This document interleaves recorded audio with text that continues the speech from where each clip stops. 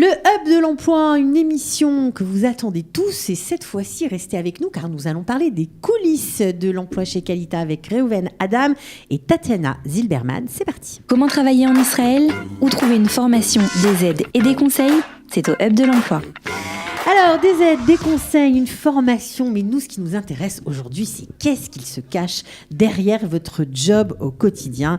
Salut Tatiana, on est ravis de te retrouver. Bonjour Cathy, comment ça va? Super, c'est toi qui vas me raconter comment ça va au quotidien. Et toi, Reuven? Ça va très bien. Ouais, ça fait longtemps qu'on ne vous a pas eu tous les deux. Alors, c'est la première fois qu'on est tous les deux. Exactement. Moi, je vous vois tous les jours, donc voilà, j'en oublie que c'est la première fois derrière les micros. Alors, qu'est-ce qu'il se passe quand on vient au Hub de l'emploi, qu'on cherche un job et comment vous organisez votre travail? Quel travail vous êtes obligé de faire derrière pour que cette personne qui passe la porte du bureau décroche un job?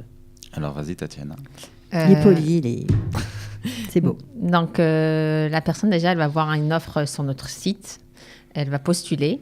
Et c'est moi ou ma collègue de travail, Ingrid, qui est à Tel Aviv, va recevoir les offres. Ça veut dire les CV. Et on va commencer à appeler un après l'autre en fonction des gens qui ont postulé. On va ouvrir le fichier du CV et on va commencer à voir si la personne, elle a son CV qui est adapté à l'offre. Et on va contacter la personne et on va commencer à poser des questions pour vérifier est-ce qu'effectivement l'offre lui convient et est-ce qu'on peut vraiment l'employer. L'aider. Alors, si par exemple, vous regardez le CV, vous êtes en train de voir si oui, ça peut aller, j'imagine qu'il y a peut-être des modifications à faire, vous les voyez tout de suite, les modifications du CV qu'il faudrait faire. Vous faites ça avec la personne qui vient. Vous lui dites, écoute, ton profil peut correspondre, mais c'est vrai que dans ton CV, c'est pas tellement mis en valeur. Tu devrais plutôt mettre cette expérience-là ici. Est-ce que vous parlez aussi avec cette personne pour voir si peut-être elle n'a pas raconté quelque chose qu'elle avait déjà fait et qui pourrait l'aider dans ce nouveau job? Vous faites ça aussi? Oui, on fait surtout ça. Parce que très souvent, c'est important, parce qu'on ne sait pas.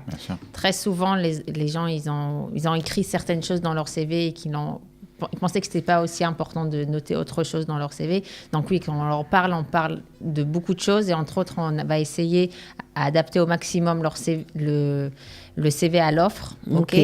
Donc oui, on va mettre en valeur certaines choses et d'autres, on va peut-être même enlever. Ok. Carrément, pour qu'ils puissent répondre au maximum aux critères demandés. Voilà.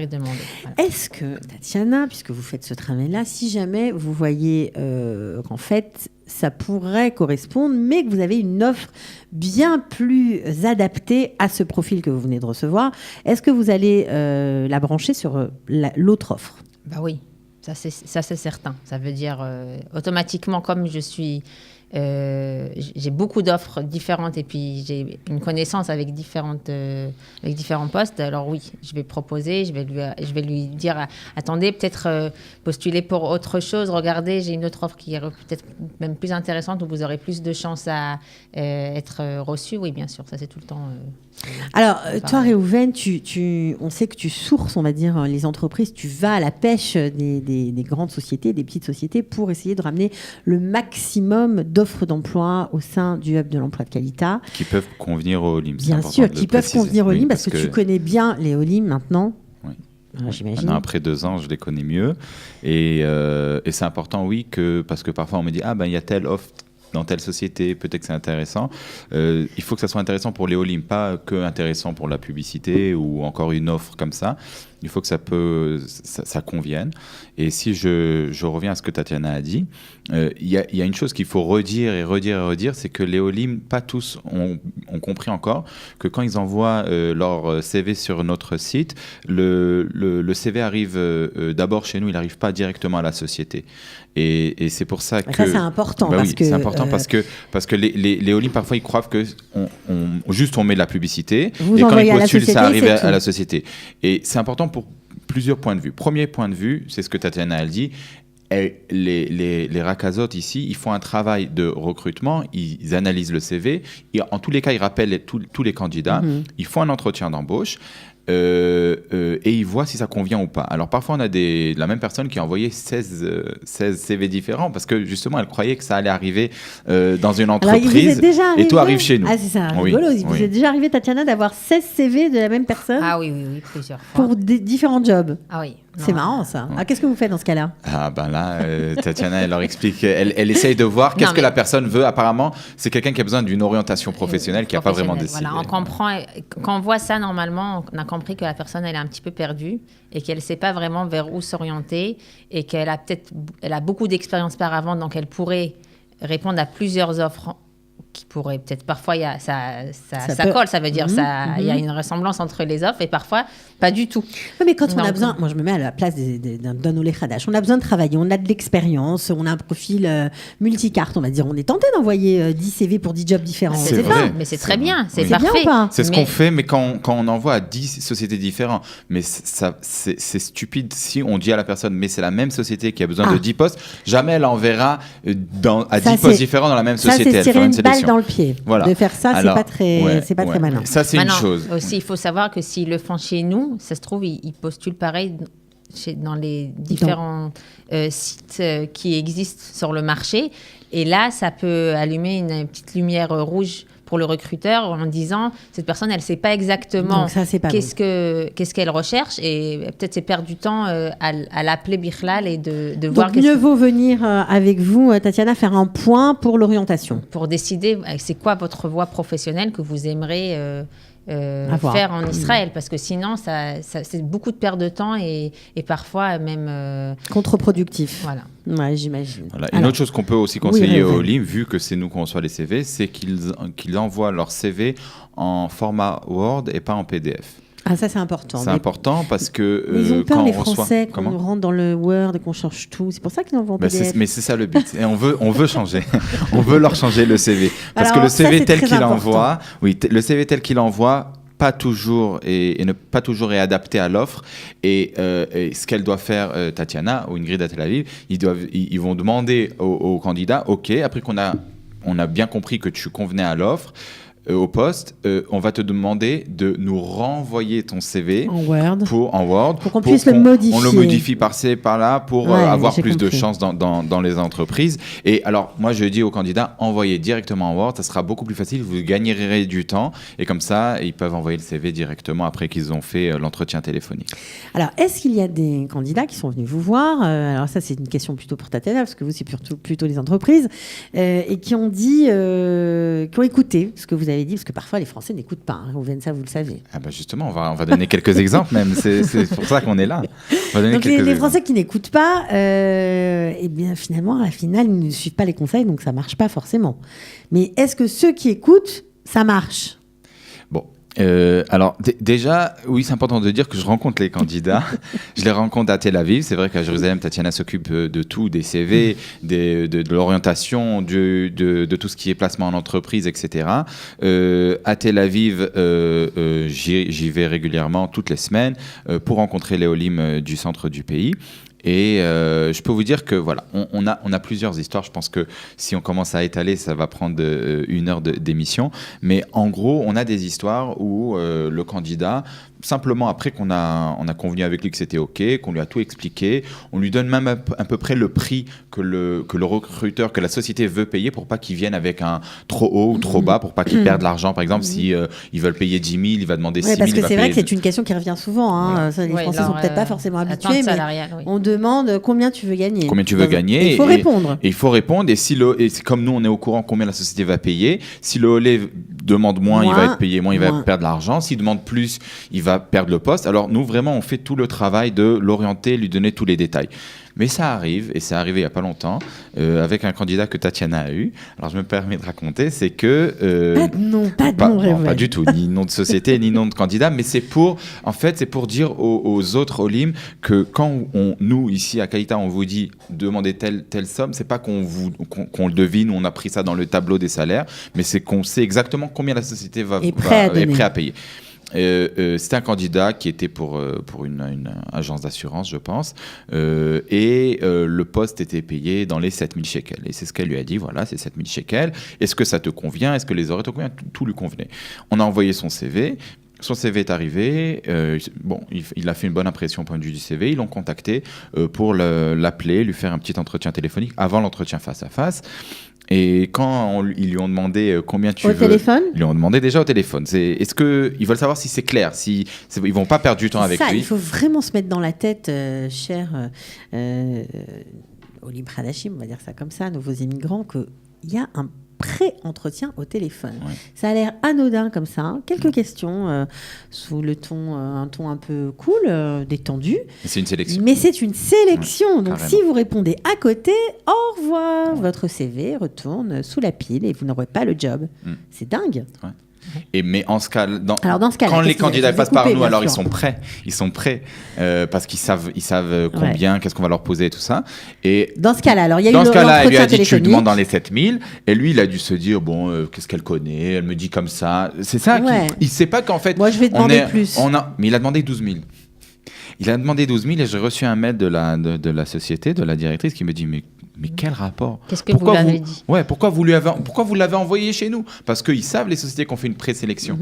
Mais pourquoi vous l'avez envoyé vers nous s'il veut 12 000 et nous, on propose 7 000 Et bien sûr, elle a recontacté le candidat, ou moi, je ne me souviens pas, mais en tous les cas, on l'a recontacté pour savoir qu'est-ce qui s'est passé. Il n'a même pas eu d'entretien face à face. Mais qu'est-ce qu'il a dit ? Il a dit oui, parce qu'en Israël, on m'a dit qu'il faut tout négocier, alors je négocie. Voilà. Alors que c'était complètement. Non, c'est dommage parce qu'il aurait pu travailler chez eux et évoluer par la suite. Et il faut avoir aussi, comme on dit toujours, la stavlanout. Il faut de la patience. Dire la patience. Et de vouloir négocier comme on l'aura peut-être formé par avant. Alors, c'est pas toujours. Ça, c'est très important parce que quand on parle des coulisses de l'emploi, c'est une chose qui n'existe pas vraiment en France. En France, quand on rentre à un certain niveau de salaire, c'est très dur d'évoluer. On reste des années au même niveau, ou des petites augmentations. En Israël, c'est pas comme ça que ça se passe. Non, il y a quand même une possibilité d'évoluer, d'avoir un CV plus important par la suite, mais il faut savoir qu'il faut commencer par quelque chose. Et comme on commence on vient dans un nouveau pays où on ne connaît pas la mentalité et puis il va falloir s'adapter à nouveau, oui, parfois on va devoir descendre ses prétentions salariales, enclencher la machine. Au moins commencer. Et après, ça va aller beaucoup plus facilement et vous allez pouvoir aussi évoluer ou dans la société ou peut-être passer par la suite dans une autre. Mais dans une autre société, oui, ça change beaucoup. Hein. C'est quoi le turnover ? C'est ça le truc. C'est tous les 1 an et demi, 2 ans. On change de job ? Les jeunes candidats changent de poste. Alors, c'est bien ça ou c'est pas bien ? C'est pas mal, c'est pas grave. C'est pas grave. C'est vrai que si quelqu'un est plutôt stable et reste dans une entreprise 4 ans, 5 ans, 6 ans, on parle plus de 15 ans et 20 ans, c'est fini. Mais au moins 4-5 ans, c'est mieux. Mais si quelqu'un change tous les 2-3 ans, c'est pas très grave. S'il reste dans le même domaine, c'est ça le truc. Si à chaque fois il change de domaine, là c'est suspicieux. Non, c'est bizarre. Mais si c'est dans le même domaine et il change et il évolue, alors il n'y a aucun problème. Et c'est pour ça que c'est ça. Et aujourd'hui, après presque 2 ans d'activité, on a, parce que jusqu'à présent, on parlait, c'est comme ça que ça se fait en Israël, faites-le, vous allez augmenter, vous allez évoluer. Mais aujourd'hui, on peut vous donner les résultats des Olim Hadashim qui sont passés par nous et qui ont eux-mêmes évolué parce qu'on fait un suivi et on les suit pendant tout le temps. Vous faites un suivi à partir du moment où on a trouvé un job par Qualita, il y a un suivi. Un suivi où il en est, qu'est-ce qui se passe. Si le candidat quitte son poste, de toute façon, il revient vers nous. Il connaît l'adresse. Alors, on l'aide, on a aidé des candidats à trouver un 2e, un 3e emploi parce qu'ils ne se sont pas trouvés. Et les candidats qui sont stables et qui sont restés, on peut voir des candidats qui ont évolué en à peu près 1 an, 1 an et demi. Et c'est des bons candidats, bien sûr, qui ont vraiment fait leurs preuves. Ils ont réussi à passer des postes assez importants. J'ai un candidat qui est venu aux ateliers, qui a participé aux ateliers, qui est entré en tant que téléacteur dans une chaîne d'hôtels. Quand je dis téléacteur, c'est dans une chaîne d'hôtels, en hébreu, bien sûr. C'est vraiment le poste de base, à la base. Il n'y a pas plus base que ça. Dans les hôtels, il y a.